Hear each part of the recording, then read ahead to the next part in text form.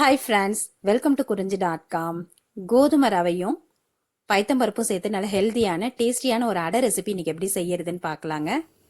அதுக்கு நான் 1 கப் அளவுக்கு கோதுமை ரவை எடுத்திருக்கேன். கோதுமை ரவை கோதுமை குருணை ரெண்டும் ஒன்று தான். அதில் 1 கப் அளவுக்கு எடுத்துக்குங்க. இப்போ தனியாக அதை ஒரு பாத்திரத்துக்கு மாற்றிக்கலாம். இப்போ எந்த கப்பால் நீங்கள் கோதுமை ரவை அளந்து எடுத்தீங்களோ அதே கப்பால் பாதி அளவுக்கு பைத்தம்பருப்பு எடுத்துக்குங்க. 100 கிராம் அளவுக்கு கோதுமை ரவை எடுக்கிறீங்கன்னா 50 கிராம் அளவுக்கு பைத்தம்பருப்பு எடுத்துக்கலாம். இப்போ இதையும் தனியாக ஒரு பாத்திரத்துக்கு மாற்றிக்கலாம். உங்களுக்கு இந்த மாதிரி பைத்தம்பருப்பு பிடிக்கல அப்படின்னா தோல் நீக்கின இந்த பாசிப்பருப்பும் சேர்த்துக்கலாம். இப்போ இது ரெண்டையும் தனித்தனியாக தண்ணி ஊற்றி ஊற வச்சுடுங்க. இப்போ கோதுமை ரவையில் தண்ணி ஊற்றிடலாம். இப்போ பைத்தம்பருப்பை தண்ணி ஊற்றி நல்லா 2 தடவை அலசி எடுத்துட்டு அதுக்கப்புறம் தண்ணி ஊற்றி நல்லா ஊற விட்டுடுங்க. இது ரெண்டும் குறைஞ்சபட்சம் 2 மணி நேரமாவது நல்லா ஊறணும்.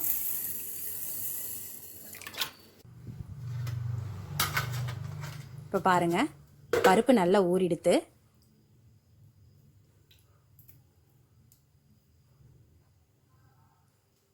கோதுமை ரவையும் நல்லா ஊறி இருக்கு.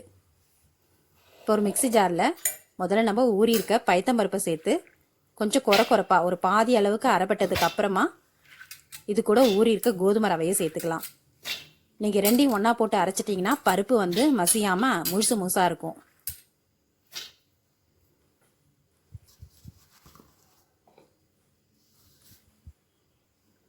இப்போ இந்த அளவுக்கு அரைப்பட்டதுக்கு அப்புறமா இது கூட நம்ம கோதுமை ரவையை சேர்த்து ரொம்ப மழைன்னு அரைக்கணும்னு அவசியம் இல்லை. கொஞ்சம் குறைப்பாவே அரைச்சிக்கலாம்.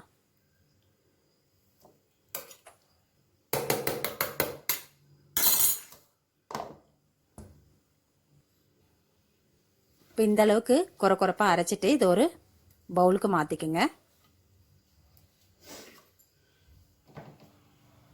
இப்போ இந்த மாவுக்கு தேவையான அளவுக்கு உப்பு சேர்த்துக்கலாம். இதில் நம்ம பருப்பு சேர்த்துருக்கிறதுனால செரிமானத்துக்காக ஒரு சின்ன துண்டு இஞ்சி நல்லா பொடியாக கட் பண்ணி இது கூட சேர்த்துருக்கேன். காரத்துக்கு தேவையான அளவுக்கு மிளகாயை நல்லா பொடியாக கட் பண்ணி சேர்த்துக்குங்க. ஒரு பெரிய வெங்காயத்தை நல்லா பொடியாக கட் பண்ணி சேர்த்துருக்கேன். இது கூட ஒரு கேரட்டை இந்த மாதிரி திருவி சேர்த்துக்கலாம். இப்போ இந்த காயெல்லாம் வதக்கணும்னு அவசியம் இல்லை, நம்ம அப்படியே சேர்த்தே அடை செய்யலாம். அடை வேகும் போது இந்த காயெல்லாம் நல்லா வெந்துடும். இப்போ இதை நல்லா கலந்து விட்டு உப்பு காரம்லாம் செக் பண்ணிக்கோங்க. அடை மாவு பார்த்தீங்கன்னா இந்த அளவுக்கு திக்காக இருக்கணும், ரொம்ப தண்ணியாக கரைச்சிடாதீங்க.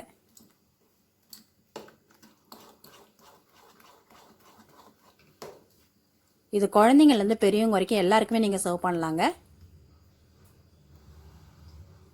இப்போ தவா நல்லா சூடாக இருக்குது.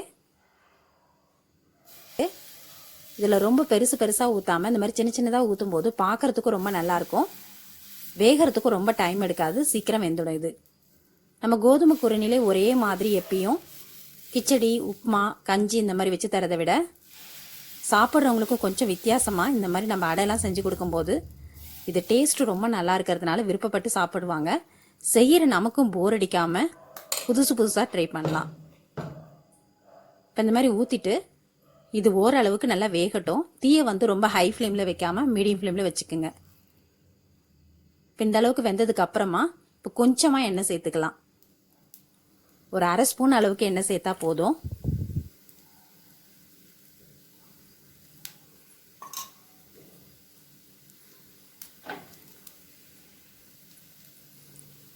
இதில் நம்ம பைத்தம்பருப்பு சேர்த்துக்கிறதுனால இது சாப்பிட்றதுக்கும் ரொம்ப டேஸ்ட்டாக இருக்கும்.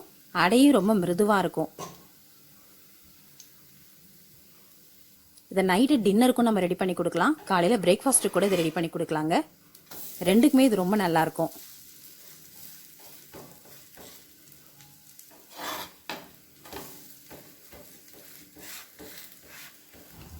இப்போ நல்லா ஒரு பக்கம் வெந்ததுக்கப்புறம் திருப்பி போட்டுடுங்க.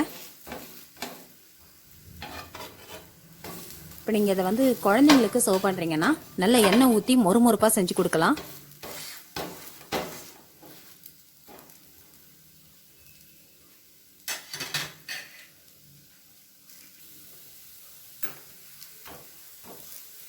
இப்போ அடை நல்லா வெந்தெடுத்து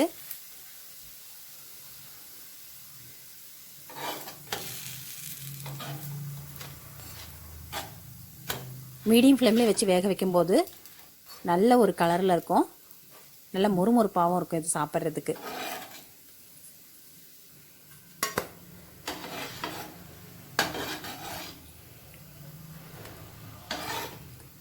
சுட சுட இந்த அடையை சர்வ் பண்ணும்போது ரொம்ப நல்லாயிருக்கும். இதுக்கு சைடிஷ் இல்லாமலும் சர்வ் பண்ணலாம். ஆனால் இது கூட நல்ல ஒரு கார சட்னியோடு சர்வ் பண்ணும்போது ஒன்றுமே ரொம்ப நல்லாயிருக்கும். இதே மாதிரி நம்ம மீதி இருக்க மாவும் ஊற்றி எடுத்துக்கலாம்.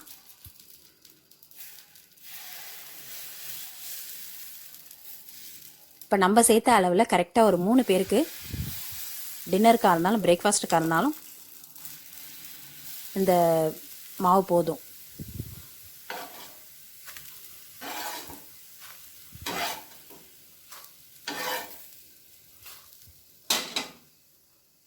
இப்போ நம்மளோட கோதுமை குருணை அடை ரெடி.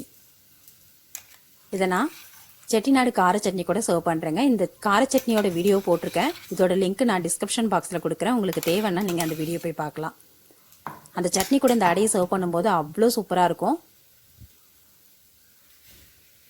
ரொம்ப ஹெல்த்தியான இந்த கோதுமை குருணை பைத்தம்பருப்பு அடையை நீங்களும் உங்கள் வீட்டில் செஞ்சு பாருங்கள். இந்த ரெசிபி உங்களுக்கு பிடிச்சிருந்தா லைக் பண்ணுங்கள், ஷேர் பண்ணுங்கள், சப்ஸ்கிரைப் பண்ணுங்கள். உங்கள் ஃப்ரெண்ட்ஸ் அண்ட் ரிலேட்டிவ்ஸோட இந்த வீடியோவை ஷேர் பண்ணிக்கோங்க. நன்றி, வணக்கம்.